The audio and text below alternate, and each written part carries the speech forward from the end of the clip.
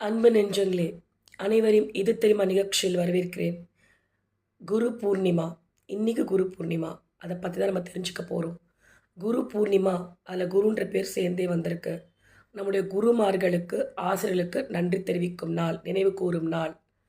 மகாவிஷ்ணு நினச்சி வியாச பெருமான் 4 வேதங்களை படைக்கிறார். அதை 18 புராணங்களாக தொகுக்கிறாரு. மக்கள் அதை எளிதாக புரிஞ்சுக்கணும் அப்படின்றதுக்காக.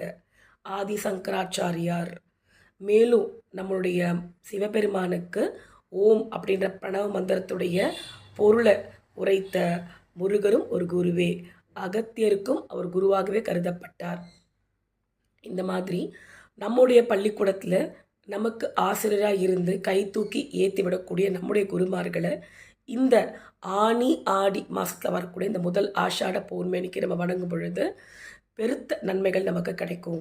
முழு நிலவாக இருக்கக்கூடிய அந்த பௌர்ணமி திருநாளில் குருவுக்கு நம்ம வணக்கம் செலுத்துகிற மாதிரி நம்முடைய இந்து தர்மத்து மக்களும் பௌத்த தர்மத்து மக்களும் சமண தர்மத்து மக்களும் இதை ஏற்றுக்கிட்டிருக்காங்க. பொதுவாகவே ஆசிரியர்கள் பெருமக்கள்னாலே கு அப்படின்னா இருட்டு, ரூ அப்படின்னாக்கா அதுலேருந்து வெளியில் வர்றது. இருட்டிலேருந்து வெளியில் வரக்கூடியவங்க நம்முடைய ஞானத்தை, இருட்டு அப்படின்ற இடத்துலேருந்து நமக்கு ஞானம் கொண்டு வரக்கூடியவங்க ஆசான். எளிதாக ஒரு விஷயத்தை நமக்கு புரிய வைக்க ஆசான், அதாவது ஆசிரியர்கள். சின்ன வயசில் நம்ம ஸ்கூலுக்கு போகும்போது ஏபிசிடி 1 2 3 தமிழ் எப்படி கற்றுக்கிட்டோம் நமக்கு தெரியாது. நம்ம மண்டைக்குள்ளே அது ஏற்றுனது நம்மளோட டீச்சர்ஸ் தான். ஆனால் அதே டீச்சர்ஸ் எல்கேஜி யூகேஜியில் தான் உட்காந்துட்டு இருப்பாங்க. நம்ம மேலே படித்து முன்னேறி வேலைக்கு போயிட்டுருப்போம். என்றைக்காவது ஒரு நாள் திரும்ப மீண்டும் பள்ளிக்கு போகும்பொழுது அந்த நரைத்த கேசத்தோடு இருக்கக்கூடிய நம்ம ஆசிரியை பார்க்கும்பொழுது நமக்கு ஒரு சந்தோஷம்.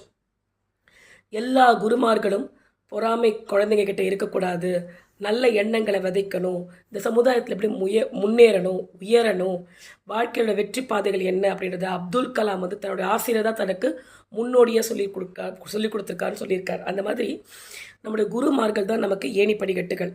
எந்த குருவுமே குழந்தைங்க கிட்ட வந்துட்டு தங்களுடைய கண்டிப்பாக காமிக்கலாம், ஆனால் பார்ஷியாலிட்டி காமிக்கக்கூடாது. குழந்தைங்க சொல்லக்கூடாது அந்த மாதிரி எங்ககிட்ட பார்ஷியாலிட்டியாக நடந்துக்கிறாங்க அப்படின்னு. குருன்றவங்க கடவுளுக்கும் மேலே, கடவுளையும் இதுதான் கடவுள் சொல்கிற பொறுப்பில் இருக்கிறவங்க. அதனால் இந்த குருமார்களை, என்னுடைய குருமார்களாக இருந்தாலும் சரி, உங்களுடைய குருமார்கள் யாராக இருந்தாலும் அவங்கள எனக்கு நினைவு கூர்ந்து அவங்களுடைய ஆசீர்வாதத்தை நாம் பெறுவோம். நன்றி, வணக்கம்.